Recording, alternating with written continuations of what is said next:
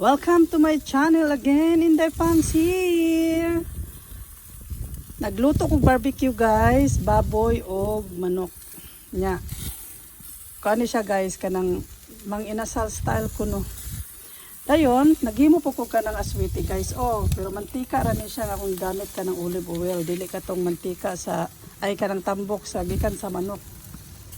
So, para mas healthy gamay pud ba. So lami kini kong barbecue guys, kay ako gini siyang gimarinate og maayo guys, pero mga 1 hour og tunga ra. Kay gumikan nga walay time kanang dinalian ni siya nga pagka barbecue.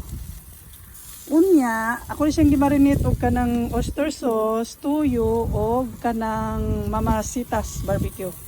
Paminta, garlic powder, og tuyo. Mara na akong gipagkuhan guys, marinate. Kating lami akay ni guys. So, pakals na dis. Daghang salamat. Bye-bye. Mama. Chu chu chu.